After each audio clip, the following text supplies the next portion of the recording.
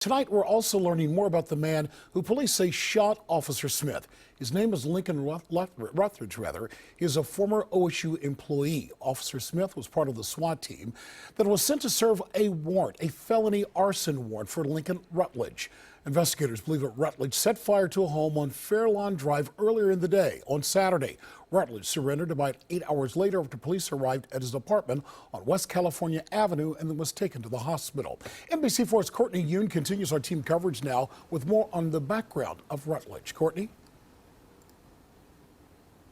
Yeah, Mike, take a look over here. This is that apartment building that is destroyed now after a standoff with police and Lincoln Rutledge. And as you can see there, they are still monitoring that building right now. And today we looked into the Rutledge's past, and we found out that he recently resigned at OSU and that a co-worker had talked to police about possible threats that Rutledge was making to himself and others.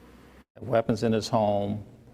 He assaulted a co-worker and chased him out of the house. An OSU spokesperson tells us Rutledge worked at the university for more than 3 years as an IT security engineer. But Rutledge had been on leave since February 1st and resigned by email on April 3rd. A co-worker informed us that he went to his residence and he was displaying erratic behavior. Police documents show that a friend and co-worker of Rutledge, concerned for his well-being, went to visit him. During that visit, it says Rutledge may have been in the midst of a mental breakdown. The co-worker told police he saw weapons, including a loaded 9mm pistol and ammunition inside the home. He said later Rutledge got a hammer and began to swing it at him. We took necessary steps to make sure that the university community was safe. Rutledge's building and IT access was revoked on campus. Other police documents reveal Rutledge's supervisor commenting on his decline in his mental state, triggered in the fall when his wife served him divorce papers. His ex-wife told police she went to check on Rutledge as well, and he came at her aggressively. She reported that Rutledge has some mental illnesses and may have stopped taking his medications months ago. Officers attempted to do a well-being check in Columbus, and Rutledge could not be found. He was later located in Missouri about 2 weeks ago. They noted that his behavior was okay, and so they had no legal means to detain him.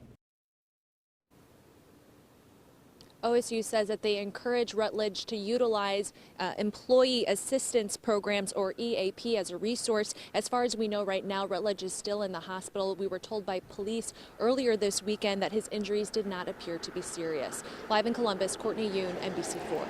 Thank you, Courtney. Officer Stephen Smith. He's been decorated during his 27 years with the Division of Police, and this is not the first time he's been injured on the job. Smith has worked on the streets as a patrol officer, in the air with a helicopter unit, and in the water as a scuba diver, and as a sniper with SWAT. In November of 2013, Smith was awarded a Blue Star and Distinguished Service Medal after he was injured during a shootout in a parking lot near Easton. Smith made a full recovery and returned to work a short time later. Stay with NBC4 for continuing coverage of the story. We'll bring you the latest on Officer Smith's condition beginning at 4:26 a.m. on NBC4 Today. You can also stay up to date by checking our website 24 hours a day at NBC4i.com.